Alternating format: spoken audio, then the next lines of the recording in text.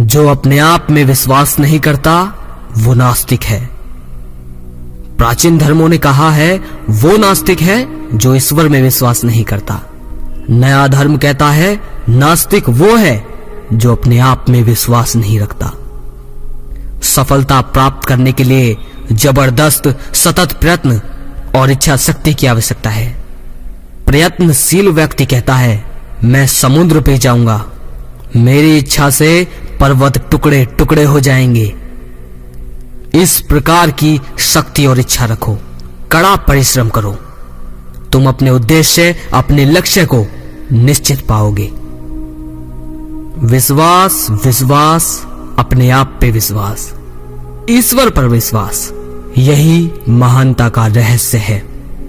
यदि तुम पुराण के 33 करोड़ देवी देवताओं और विदेशी द्वारा बतलाए गए सब देवताओं में विश्वास रखते हो, पर यदि अपने में विश्वास नहीं रखते, खुद में विश्वास नहीं रखते, तो तुम्हारी मुक्ति नहीं हो सकती। स्वयं पर विश्वास रखो, उस पर स्थिर रहो और शक्तिशाली बनो। ये एक बड़ी सच्चाई है। शक्ति ही जीवन है और कमजोरी मृत्यु। शक्ति परम सुख है, अजर अमर जीवन है। कमजोरी कभी न हटने वाला बोझ और यंत्रणा है। संसार को बस कुछ 100 साहसी और स्त्री पुरुषों की आवश्यकता है। उस साहस का अभ्यास करो जिसमें सच्चाई जानने की हिम्मत है, जिसमें जीवन के सत्य को बतलाने की हिम्मत है, जो मृत्यु से नहीं कांपता, मृत्यु का स्वागत करता है और मनुष्य को बतलाता है कि वो अमर आत्मा है। समस्त विश्व में कोई उसका हनन नहीं कर सकता। तब तुम आजाद हो जाओगे। कर्म करना बहुत अच्छा है, पर वो विचारों से आता है। इसलिए अपने मस्तिष्क को उच्च से उच्च विचारों और उच्च आदर्शों से भर लो। उन्हें रात दिन अपने सामने रखो और उन्हीं में से महान कार्य का जन्म होगा। असफलता की चिंता मत करो, वे स्वाभाविक है। ये असफलता ही तो जीवन का सौंदर्य है। उनके बिना भला जीवन क्या होता। जीवन में अगर संघर्ष ना रहे तो जीवित रहना ही बेकार है। इसी संघर्ष में है जीवन का काव्य। इसलिए संघर्ष और त्रुटियों की परवाह मत करो, असफलताओं पर ध्यान मत दो। ये एक छोटी छोटी फिसलने हैं। अपने आदर्श को सामने रखकर 1000 बार आगे बढ़ने का प्रयत्न करते रहो। यदि तुम 1000 बार असफल होते हो तो फिर एक बार प्रयत्न और करो। संसार की क्रूरता और पापों की बात मत करो। इसी बात पर खेद करो कि तुम अभी भी क्रूरता और पाप देखने के लिए बाध्य हो, विवश हो। इसी का तुम्हें दुख होना चाहिए कि तुम सबोर केवल पाप देखने के लिए बाध्य हो। यदि तुम संसार की सहायता करना आवश्यक समझते हो तो उसकी कभी भी निंदा मत करो, उसे और अधिक कमजोर मत बनाओ। पाप और दुख आदि ये सब क्या है? कुछ भी नहीं। ये सब कमजोरी के ही परिणाम है। इस प्रकार के उपदेशों से संसार दिन प्रतिदिन अधिकाधिक कमजोर बनाया जा रहा है। बचपन से ही उनके मस्तिष्क में निश्चित, दृढ़ और सहायक विचारों को प्रवेश करने दो। विश्व की समस्त शक्तियां हमारी हैं। हमने अपने हाथ अपनी आंखों पर रख लिए हैं और चिल्लाते हैं सबोर अंधेरा है। जान लो हमारे चारों ओर अंधेरा नहीं है।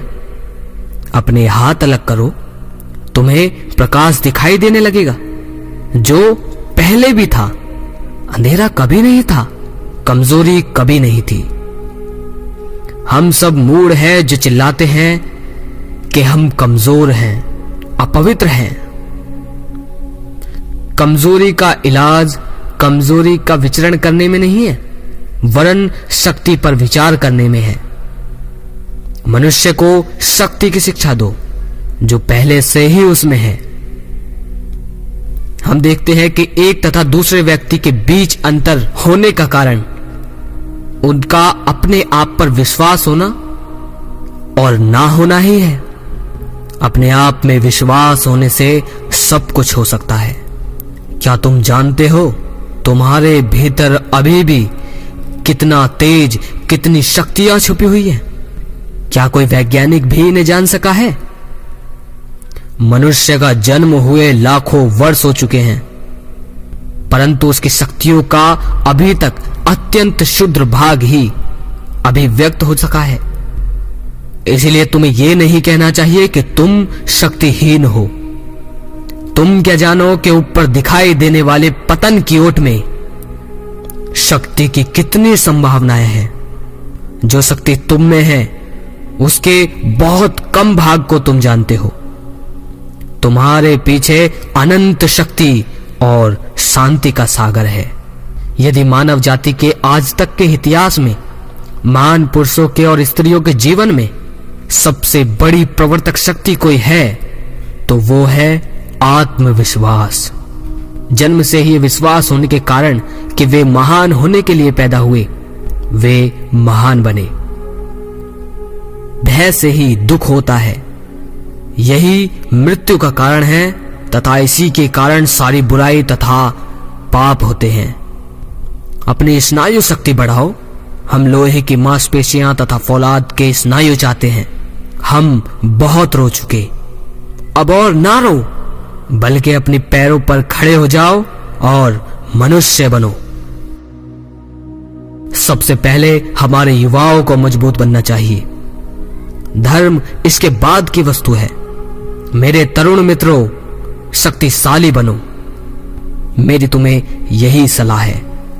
अपने शरीर में शक्तिशाली रक्त प्रवाहित होने पर श्री कृष्ण के तेजस्वी गुणों और उनके अपार शक्ति को अधिक समझ सकोगे। जब तुम्हारा शरीर मजबूती से अपने पैरों पर खड़ा रहेगा और तुम अपने को मनुष्य अनुभव करोगे, तब तुम उपनिषद और आत्मा की महानता को अधिक अच्छे से समझ सकोगे। इच्छा शक्ति ही सबसे अधिक बलवती है। इसके सामने हर एक वस्तु झुक जाती है, क्योंकि वो ईश्वर और स्वयं ईश्वर से ही आती है। पवित्र और दृढ़ इच्छा शक्ति ही सर्वशक्तिमान है। क्या तुम इसमें विश्वास करते हो? मनुष्य, केवल मनुष्य ही हमें चाहिए, फिर हर एक वस्तु हमें प्राप्त हो जाएगी। हमें चाहिए केवल दृढ़, तेजस्वी, आत्मविश्वासी तरुण, ठीक ठीक सच्चे हृदय वाले युवक। यदि ऐसे 100 व्यक्ति भी मिल जाएं, तो संसार आंदोलित हो उठेगा, उसमें विशाल परिवर्तन हो जाएगा। समस्त संसार हमारी मातृभूमि का ऋणी है। किसी भी देश को ले लीजिए, इस जगत में एक भी ऐसी जाति नहीं है जिसका संसार इतना ऋणी हो जितना वो यहाँ के धैर्यशील और विनम्र हिंदुओं का है। अनेकों के लिए भारतीय विचार, भारतीय रीति रिवाज, भारतीय दर्शन, भारतीय साहित्य पहली ही नजर में घृणास्पद प्रतीत होते हैं, पर यदि वे सतत प्रयत्न करें, पढ़ें तथा इन विचारों में निहित महान तत्वों से परिचित हो जाएं, तो परिणाम स्वरूप उनमें से 99% आनंद से विभोर होकर उन पर मुग्ध हो जाएंगे। अन्य देशों में धर्म की केवल चर्चा ही होती है, परंतु ऐसे धार्मिक पुरुष जिन्होंने धर्म को अपने जीवन में परिणित किया है, जो स्वयं साधक हैं, केवल भारत में ही हैं। अभी भी हमारे पास कुछ ऐसी बातें हैं जिनकी शिक्षा हम संसार को दे सकते हैं। यही कारण है कि सैकड़ों वर्ष अत्याचार को सहने, लगभग 1000 वर्ष तक विदेशी शासन में रहने और विदेशियों द्वारा पीड़ित होने पर भी यह देश आज तक जीवित रहा है। उसके अभी भी अस्तित्व में रहने का कारण सिर्फ यही है कि वो सदैव और अभी भी ईश्वर का आश्रय लिए हुए है तथा धर्म एवं आध्यात्मिकता के अमूल्य भंडार का अनुसरण करते आया है। हमारे अहंकारी रईस पूर्वज हमारे देश की सर्वसाधारण जनता को पैरों से तब तक कुचलते रहे जब तक कि वे निसहाय नहीं हो गए, जब तक कि वे बेचारे गरीब प्रायः ये तक नहीं भूल गए कि वे मनुष्य हैं।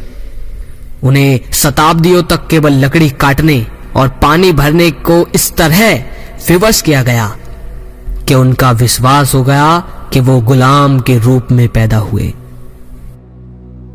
हमारे देश में अभी भी धर्म एवं आध्यात्मिकता विद्यमान है, जो मानो ऐसे स्रोत हैं जिन्हें आबाद गति से बढ़ते हुए समस्त विश्व को अपनी बाढ़ से अपलावित कर पाश्चात्य तथा अन्य देशों को नवजीवन तथा नवशक्ति प्रदान करनी होगी।